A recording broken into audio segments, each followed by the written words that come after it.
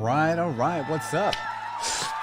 Oh, that would have been the best way to start a YouTube live. Hang on. Oh, yeah. We're just going to pretend like I did that straight away, shall we? Good to see everyone on the tubes. For those who are joining us live and for those maybe watching this later, I'm here. This is the second time I've done a YouTube live in vertical format. And I'll tell you what, I just tried to go live on TikTok and it was not successful. I was trying to use their live studio, and YouTube, yours is a lot better, much more efficient. So I'm back here anyway. And we're going to start with a little Joker sandwich, which is pretty fitting because these Jokers are from the avocado deck, in which the actual Jokers themselves are little avocados. Look at that. How bloody adorable. So, and there's a little reveal on one of them as well, which is kind of interesting. So let's have 3 cards selected. Now, I'm not going to remember, probably. I'll try. I'm probably not going to remember all 3, but I will do my best. So we're going to use 1, 2, and 3 cards. Look at that. Almost all 6s. Or maybe we should just use all 6s so it's easy to remember. Okay. Because it really can be any card. So we're going to go 6 of spades, 6 of diamonds, and 6 of hearts. And Raghav, let me say a quick hello to my friend here. What's up? Didn't know it was going to be live. Yeah, look, I didn't know I was going to be here either. So you are just in time, my friends. To everyone else who's here, Joker trick. And this is what I would do live. I mean, I don't know how it will translate. Whoa, that just fooled me. Let me spread it this way so I don't see where those cards go. Maybe that's a little more deceptive. So 3 cards, 3 different parts of the deck. The idea is this. Okay.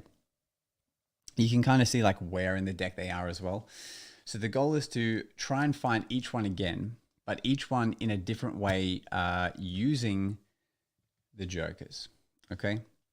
So if we don't find them, we do a different trick. We move on. We don't talk about it, but hopefully this all goes well. And hello to Alex. Hello to Drillin. I love what's going on here. I am very well, my friends. We are doing a little card magic here. Lost in the deck are 3 6s. And to find them using the avocado deck, the Jokers, we're going to try and locate these bad boys. So here's what we do. We have a quick look as to where they are. Okay. And I think we know what to do. First 2 Jokers. They're going to search for 6 number 1. Okay.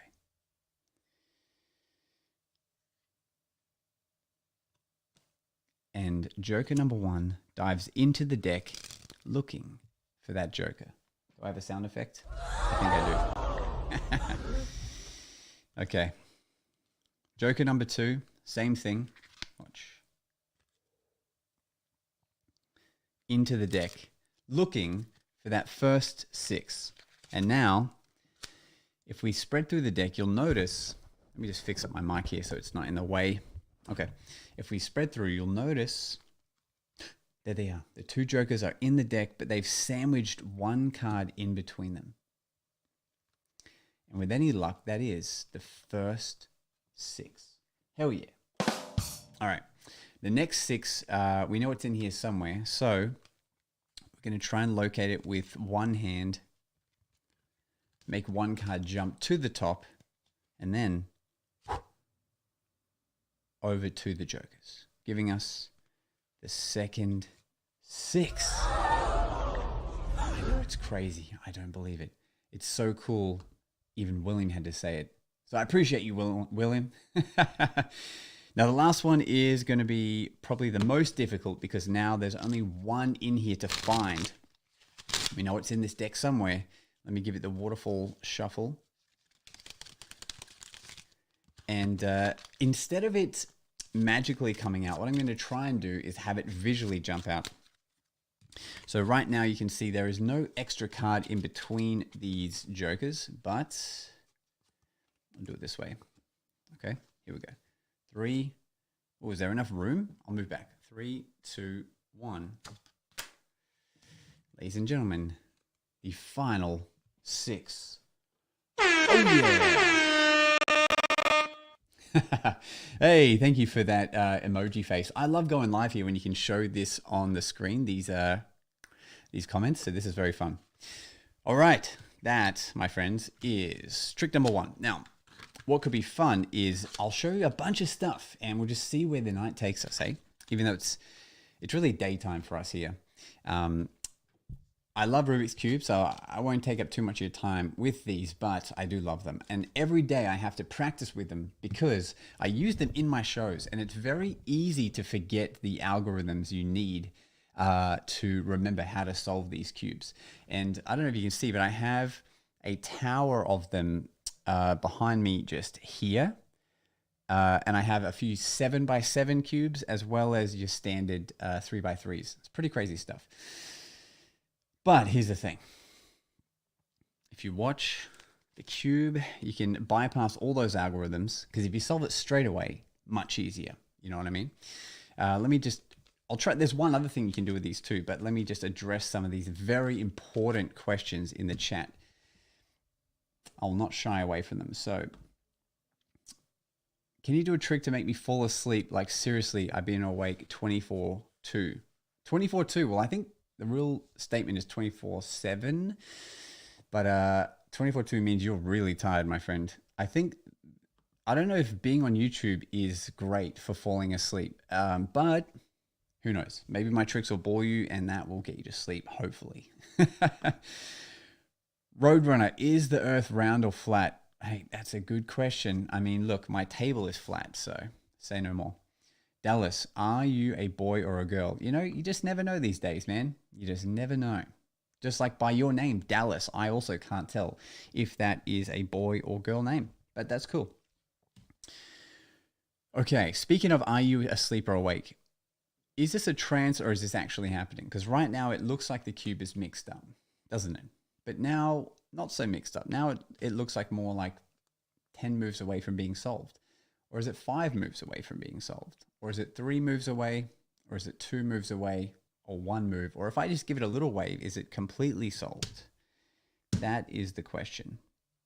And if I really get close to this, to you guys, what if just with 1 move, you can have it go back to being completely solved? That's probably one of the more slower versions of that, to be honest. I'm a boy from West Africa. I'm going to say the W. Nice. Good to see you here. Thank you for being here. Let's continue on. You know what, Dallas? I'm going to use you as inspiration for this next trick because this one uses a deck that has nothing on it so that we can put you on it, my friend. Because there is a problem with a deck that's all the same, and that is this. If you get someone to say stop and they remember this card, I love doing this as a joke sometimes, then you would say, remember that card, don't show me, don't show your friends, look, no funny moves at all. Your card jumps to the top of the deck. And they can't deny it. They cannot deny it. It's just one of those massive revelations that no one believes. Yeah.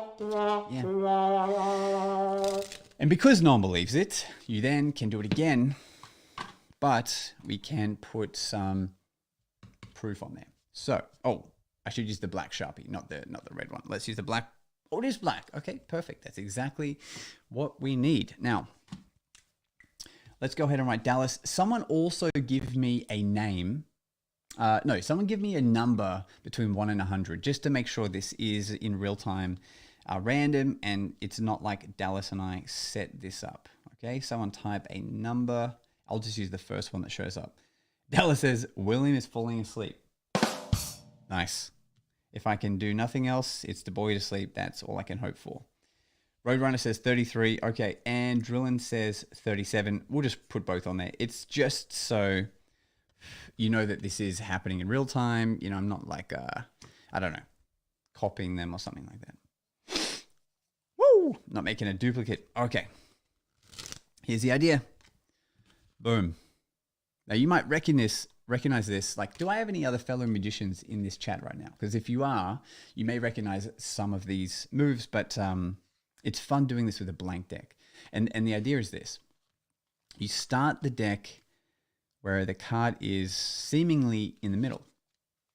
And it doesn't matter which card I show you because you'll know it's not the same one until you see Dallas with 33 and 37 on it. If you give it a moment, the card will ascend back to the top. Now I'll do it again, even though nobody asked. Okay, we'll do it from behind this time. And now a same thing. You give it a second, it really looks like it goes in the middle, but give it a moment and it will in fact make its way to the top. I know what you're thinking. Thinking he's good. Oh, Dallas says clap. Thank you, my friend. Look, I can do it from here too, but I'll put yours on the screen. Love it. Love it. Thank you. Wow. Awesome. Awesome. Awesome. Look, let me keep going. Let me keep going. All right. So when I first started doing this, I think my friends thought that maybe I had some kind of ninja hands, right? That I could do something really fast and somehow, even though you see the card there, they thought I could do something that would, like, I don't know, shoot the card to the top really quick, right?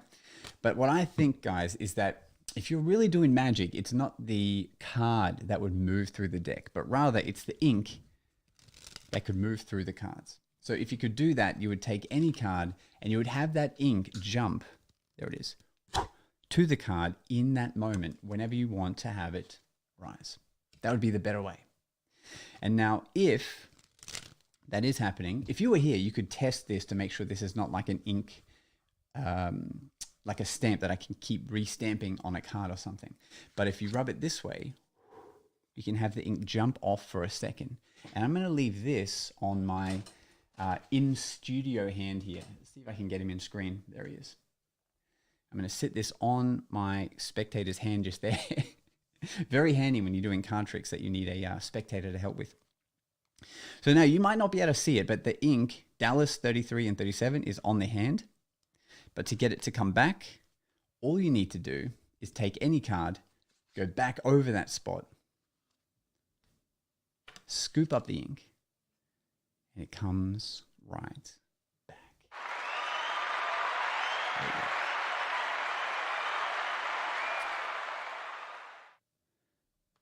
All right, now I've got people coming to me from everywhere. I'm live on YouTube doing card tricks. Okay, so here's the thing. Now, where are we up to? You guys are great. Tell us how. I love it. All right, now there's one thing I haven't done yet, which I can show you, which is if we use another card. Okay, I'm going to write someone else's name on there. So let's go with Roadrunner. Okay, so I'm going to write Roadrunner on here. And you'll notice that I am left-handed. So that's fun. Okay. And Roadrunner is from Orlando, Florida. Let me write that on there as well. Orlando, Florida. Nice. Okay.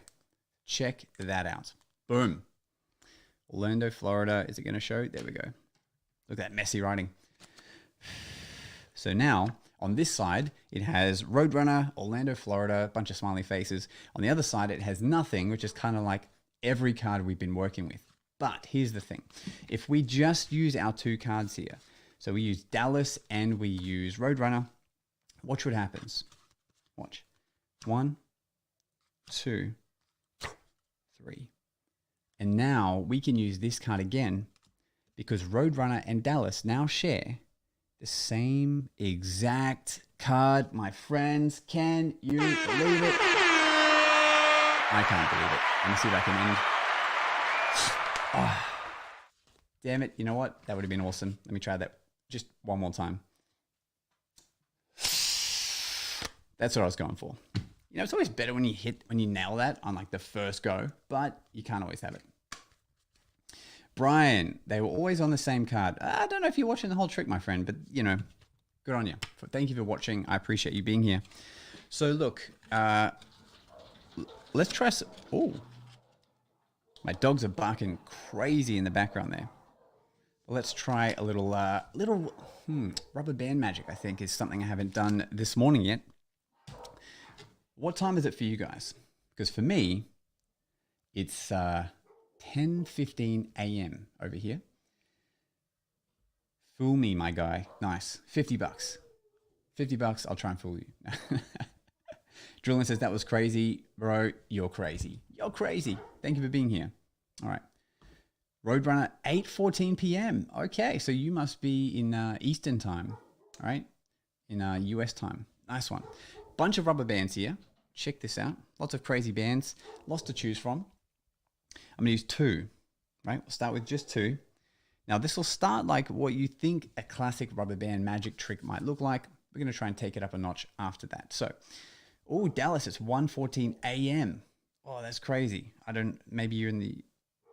That's a crazy time. Okay. So here we go. Pink and blue. Oh, maybe that's going to get in the way of my shirt. Let's go yellow and... maybe yellow and blue. All right. Here we go. All right, here we go. So here's the idea. I'm just reading all the chat at the same time. You guys are crazy. All right. So 2 bands. One's pink, one's blue. If you watch this strand here, 1, 2, 3, you can get it to look like it links just through one of the strands. I'll try the bottom one as well, and it should link just the same. Now, the trick with this is to unlink it without it breaking. Every now and then they do break. It is unfortunate when that happens, but that's why I have all these extra ones. So to do that, I have to carefully unlink it like this and like this. And they unlink. And if you were here, you'd be able to inspect these just as you're seeing them right now. It's crazy stuff, but let's bring in the helping hand here. I have an idea. The helping hand here. All right.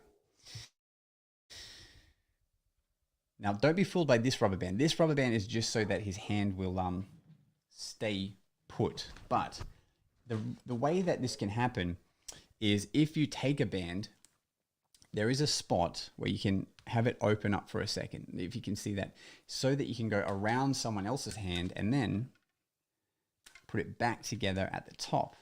And that way now, the rubber band will actually stay on the hand. Now, I don't know how that translates to you, but in real life, it is very, very fun to open a rubber band, put it around someone's hand, leave it there as a bracelet.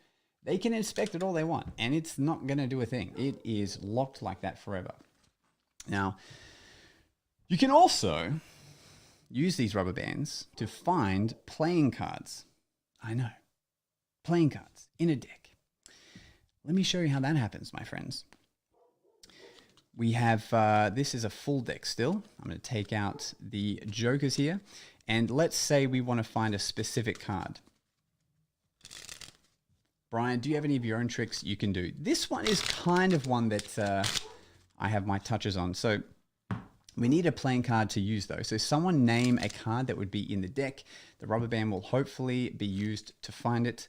But I'll let you guys go ahead and give me a recommendation of a card. Any card will do. Let's see what we have to work with here. Let's go ahead, name one card, anyone that you can think of. Go for it. We have Holdini says 5 of clubs. Okay, so there would be a 5 of clubs in here somewhere, at least I bloody hope there is. We're going to try and find it using, again, the rubber bands. So here's the idea. Rubber band, everything's legit, right? We'll give it one more little shuffle here and one little one of these. Okay, you put the rubber band around everything. Then you would try and cut it roughly to the middle. So I'm going to do my best here. And that creates a lot of tension, okay? You build up the tension like this, boom. And with any luck, we should get